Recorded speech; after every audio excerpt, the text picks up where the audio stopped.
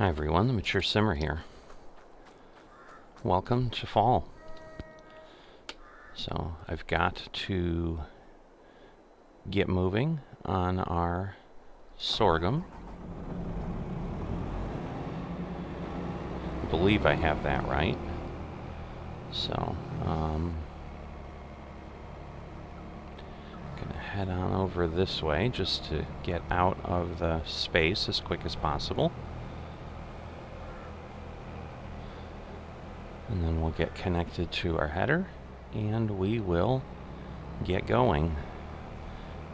Again, limited time today, so I want to kind of stay focused and get things done as quickly as I can. You can see the soybeans are still growing. They should be ready tomorrow. So as I was thinking through things before I got on here, I realized if I had this to do over again, I probably would have planted differently, and that I probably would have put the sorghum on top and the soybeans down here, just because of how it's harvesting, because I basically have to drive around the soybeans in both cases. I had to do it with the potatoes, which kind of would have been inevitable unless I really put them in a place that wasn't conducive to just taking a small section and not causing a huge field division. But this will be easier. I mean, this is a much easier harvester to maneuver than the potato harvester was. So it was like, something's not working, but it's all good. Alright, and then we'll tab. Oops, not tab. No, I just tabbed someone else's combine. I don't want to do that. We'll select the other tool because I need to get the harvester unfolded. Otherwise I won't be able to do any harvesting. So just going to run this. So yeah, it got me a little confused there. I was like, wait a minute, is it harvesting? Again, I've never done sorghum. I didn't realize the plants kind of look like they almost stay in their entirety. So I guess we're just picking off stuff on the top.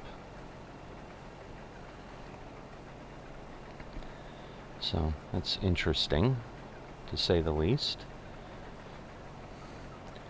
So I think what I'm going to do is I'm going to get this little piece over here done when I get over there, and just have that wrapped up so that I don't have any situation there. And again, I don't know what the yield rate on these is, but obviously we're going to do what we can. Oh, now I need to switch because I'm trying to pick up the header so I can move across the non-harvestable portion faster. So again, as I said, time's a little bit of the essence here. So to just make sure I don't have any issues and have a problem potentially getting done today, I want to stay focused and get things accomplished.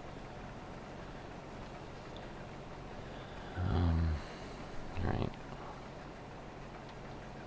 So if I keep the header down, even if I turn, if I've got a tight turn, I should be okay. I'm going to go ahead here and just swing in.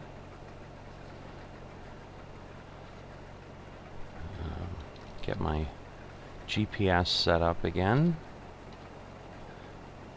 as I haven't done that yet.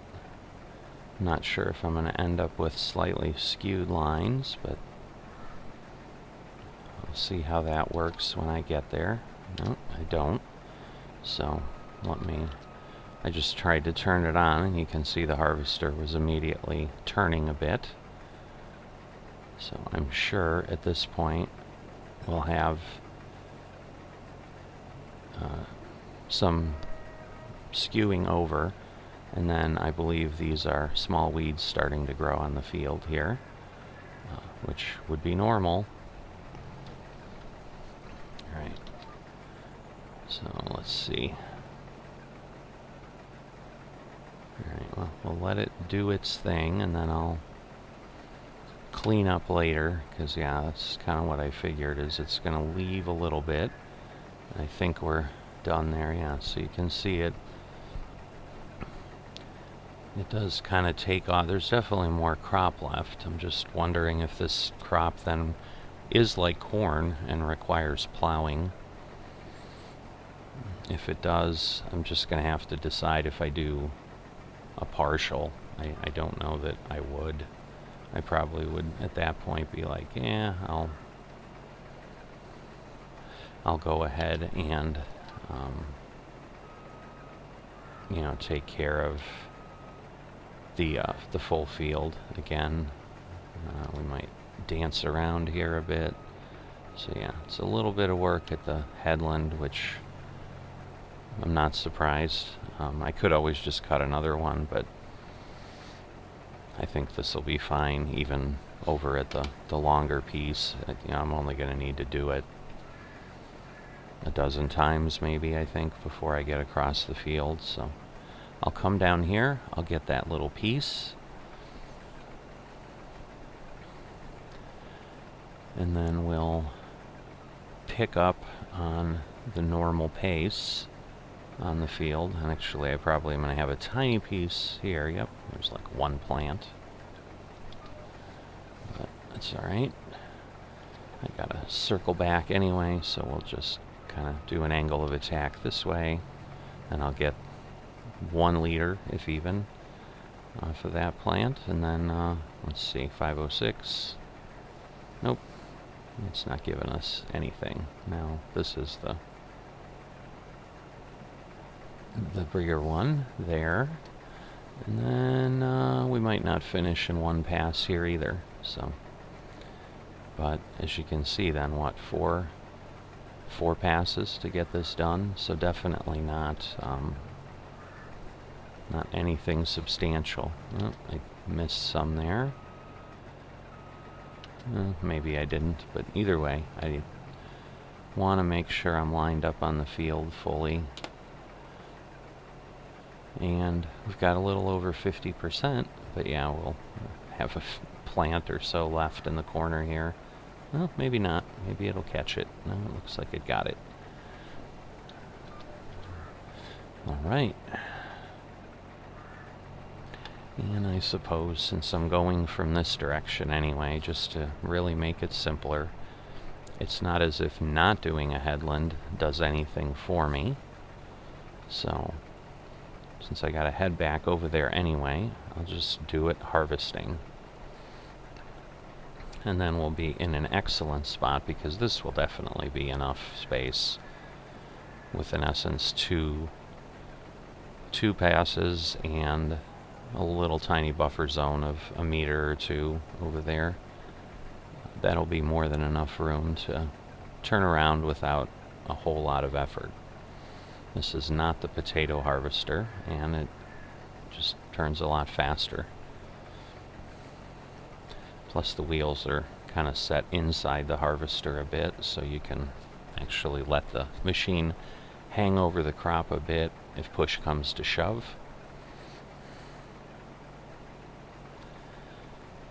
So we'll see.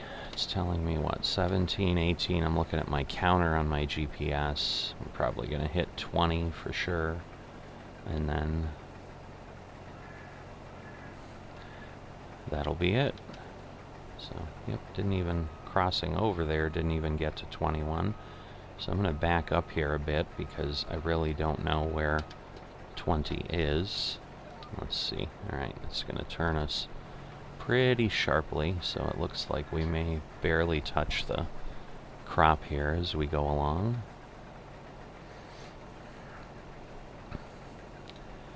And with the field cutting back over, this will just eventually, I think we'll be on the field the whole way, but it will eventually trickle away to nothing. And at this pace, I'm thinking we might actually get all the way to the field, because this is just a segment, and get to the end and turn around where I can just put my pipe out and come up for the first drop into the truck. I was going to say fill up, but I guess it's the fill up of the truck. Yeah, or maybe not. We'll see. I mean, it's not going up slowly, but it's going to be close. But obviously it continues to slowly move over. Although obviously the staggering isn't super fast. I mean, this whole time here we have as many rows of sorghum as we would, and then we shift over one, so I don't know. Yeah, we might not make it, because we're already at 92%. And that's alright too, because obviously I'm going to have some where I have to go the other way. Just another reminder of missing the angled pipe that the case had in FS19.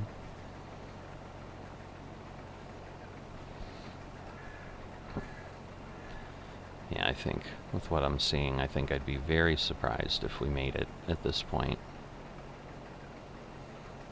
Because, yeah, we're going to drop one or two more times, potentially, depending on when it actually gets full, but I don't see an excessive slowdown. I wouldn't really expect that with just one row of plants being removed, but because, yeah, I think it's like 18,000. I don't know. Either way, I'm not going to make it, so I guess why push it, right? So let me just back out and get the pipe out and go get the truck. Alright, so I've got my truck here. And for those who watched the previous video, this truck doesn't take potatoes, if you were wondering yesterday why I used the crampy instead. I had looked, but I hadn't commented on the video about why I was using what I was using. And those of you who are more familiar with the equipment probably knew why, but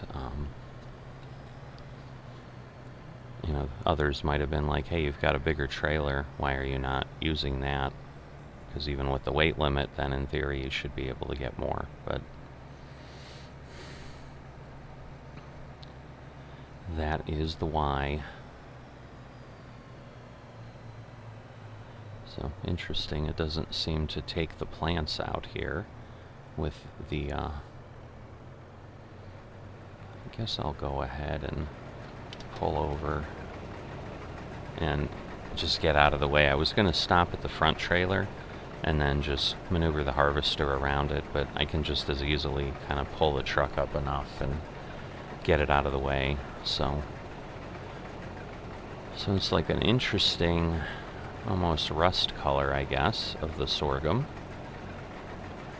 I'm trying to think, I guess it is kind of unique, which is something I would certainly do if I was Giants. Like, hey, I've got a new crop type, I do like how it kind of waves in the wind gently. I'm guessing the grains all do that too. I just never really looked at it, so.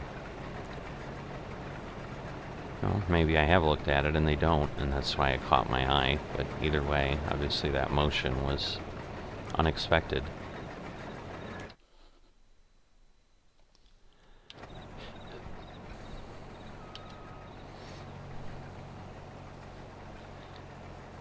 Alright, the bigger question is, will this actually get me... I was thinking, I don't have the truck out of the way enough as I started to pull up, so let me pull on the other side of the road, or at least get everything on the road. I know then I'm okay. Alright. So, got a few liters there lining up on the row, and there we go. But yeah, it almost takes the whole green space there. I don't know. Wasn't really watching, because I don't know that I knew I would be planning to pull the truck forward at that point. But yeah, clearly we're already at 2%. Like, we could not have gotten to the end of the row. But you do what you can, and you kind of play the game of farming as you go along, and then find out, yeah, my plan isn't going to work out. Which is good. I'd rather have yield than save yield to just, get to the end of the row and have what's going to amount to be well over 1,000 liters less sorghum here, which obviously we kind of multiply across the field if you think about it. Like, obviously if the yield was lower, just in general, I'm going to get less. Because this is where you're going to kind of really, in somewhat real time, I mean, given just a few days apart between the soybeans and the sorghum, you'll be able to compare to potatoes and just see, we clearly have got a vast, vast field here of sorghum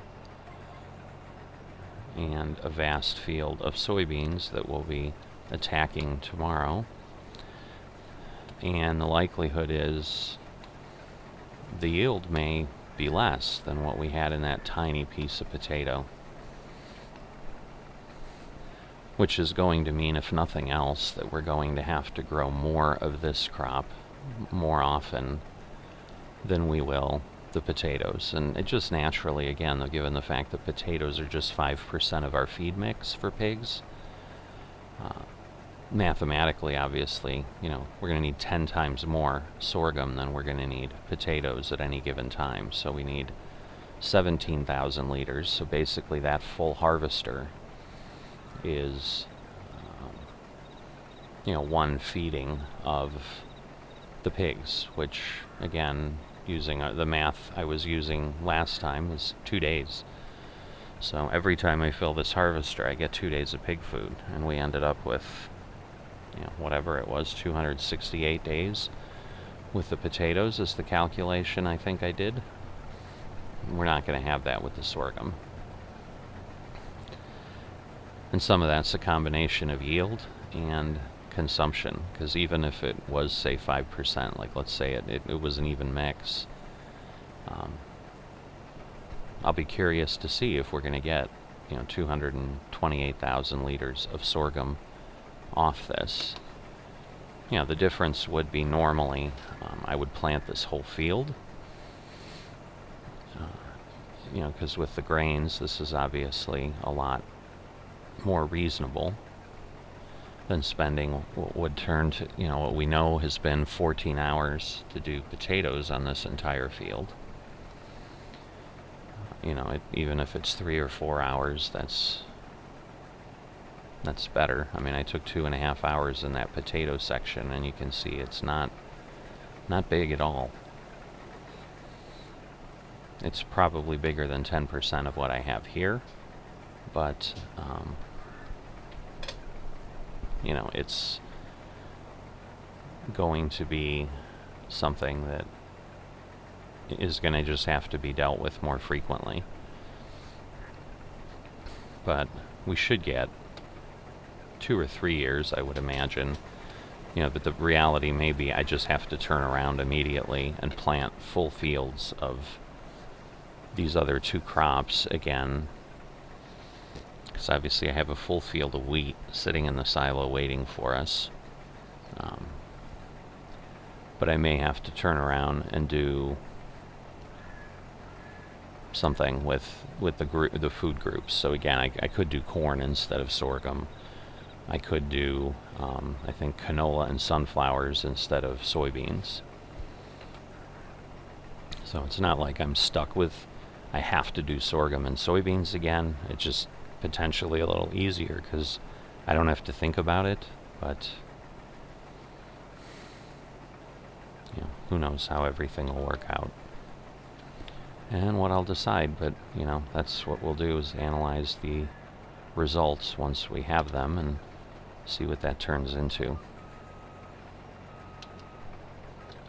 Alright, so 1 pass, about 3/4 of a harvester. So, it might be close, but again, I got to remember, I very quickly here, after probably 5 or 6 more passes at best, will not be running the length of this field. Will be less than half of it. So we'll see what we get off the field. But at this point, once again, I think I'm going to go ahead and leave you. Hope you've enjoyed the start of our sorghum harvest, and I'll see you in a bit. I have my first truck here, so I may just get just another truck off this field, and that may be it. But we did hit a max, which I don't recall that we did with the wheat. So sorghum obviously has got some weight. So between the 2 trailers, this is what I was able to get. It maxed out on the front, and then as I pulled forward, it started pouring in the back a little bit more. But obviously there is a weight limit on the sorghum in this trailer, but it's still almost full. 80,000 is our full capacity. Here I am at the edge of the sorghum field, and we've got this last little bit, and then I am done with all the sorghum. I believe I've gotten it all. Just double checking there's no little green piece here, because in the past I have certainly gone ahead and missed a segment here and there, and I did have a little bit up north of that island. There was a thin piece, but I think I just took care of it as I was going. But then even in the middle of the field, I was like, did I get it? Did I not get it? So just to spread this out a bit, I'm going to put this in the back. Otherwise, I'm just like emptying 300 liters from the back, and it feels off. So, but I'm going to do this, get the harvester set up to get put away. So basically that means obviously drop down the header, which I can kind of do at this point. Get that ready so that when I disconnect, I can go ahead and move forward. I didn't even realize I used that much gas. Wow. Let me fold this back up, because the arm basically then dragged along. I didn't think of that as I was driving along. Unintended consequences for sure.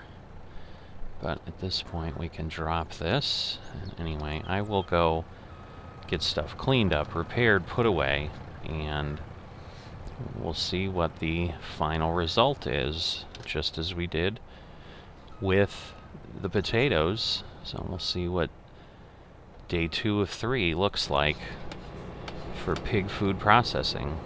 So went ahead and topped off the fuel, repaired everything, but there's really not a big reason to go ahead and clean this up, as we're just going to be dirtying it up tomorrow again, harvesting these soybeans. So I'm actually going to get myself prepared here so that we're staged and ready to go for tomorrow, because that makes a lot more sense than kind of futzing around later and, you know, parking it and then moving it again. So you know, I'm going to be obviously off the server in between, so there's not a point in you know, setting the GPS or anything like that. But if I can basically put things there, then we're ready to go. I'm going to run this truck back, and same thing, I'll probably pull it out and park it out. But before that, I'll let you know where we're at with the sorghum and all of that, and see what everything looks like. Alright, we're here getting our sorghum dumped in.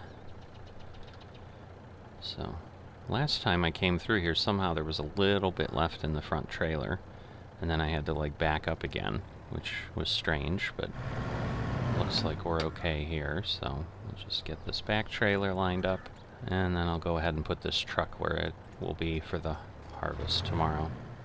Alright, so as you can see, 189,695 liters of sorghum. So less than the potatoes, over obviously significantly higher acreage. Now, you know, the wheat, we've got a lot more, but again, we did a whole field there. So it's entirely reasonable to assume that if I did this entire field in sorghum, I might be close to that. But in any event, going through that and then coming back here to the pigs, sorghum again goes into base food. And if you recall, the numbers we had, 17,000 liters is what it takes to fill that up. So if I basically do some quick math on that, I've got basically less than 2 years of sorghum. So sorghum is going to likely just need to be turned around and planted right away.